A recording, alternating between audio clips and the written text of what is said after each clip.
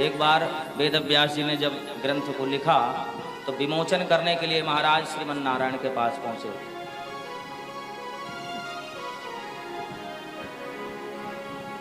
कृष्ण द्वैपायन वेद व्यास जी ने जब इसकी रचना लिखी करी तो नारायण भगवान के पास पहुंचे, ग्रंथ को दिखाया कि महाराज आपकी लीला का बड़ा सुंदर ग्रंथ हमने लिखा है। अच्छा, तो क्या नाम रखा है इसका? वेद व्यास जी ने कहा इस ग्रंथ का नाम है भागवत।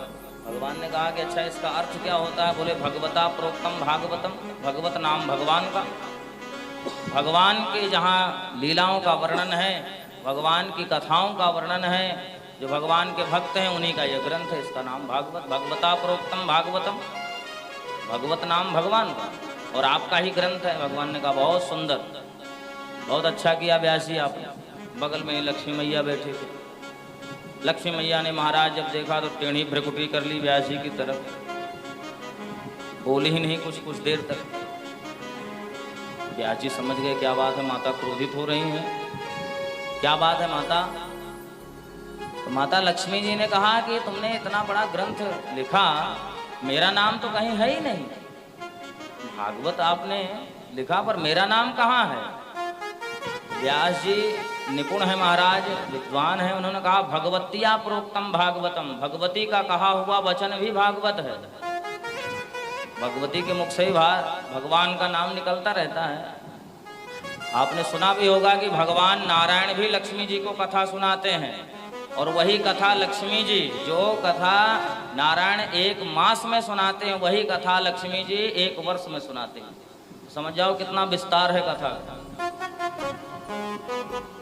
तो आपका कहा हुआ वचन भी भागवत है। बोले नहीं नहीं, लक्ष्मी जी ने कहा मेरा नाम स्पष्ट होना चाहिए। तब महाराज व्यास जी ने श्रीमद शब्द लगा दिया।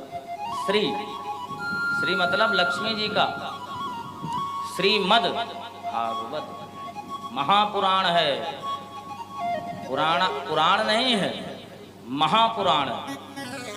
सभी पुराणों में श्रेष्ठ ग्रंथ है, इसलिए इसकी महिमा है। हमें ज़्यादा से ज़्यादा सुननी चाहिए इसकी महिमा। धूम धड़ाका करके नाच कूद करके समय नहीं ज़्यादा बर्बाद करना, जितना हो सके उतना कथा श्रवण करनी चाहिए। क्योंकि आजकल भैया कथा सुनाने वाले बहुत कम लोग बचे हैं। आजकल पता नहीं कौन कौन सी बातें सुना रहे हैं। कई प्रपंची कथावाचक तो प्रपंच ही कर रहे हैं घर गृहस्थी का। अरे भैया घर गृहस्थी का प्रपंच है, बात ठीक है, उसके लिए आप अपना अलग से समय रखो। जो आपने भागवत का समय रखा उस समय में कम से कम भागवत की कथा सुनाओ जहाँ तक हो सके। और मैं एक बात कहूँगा, लाइव है, जो सुन रहा है सुन ले, जब तक मैं कथा करूँगा भागवत से बाहर मैं कभी नहीं बोलूँगा।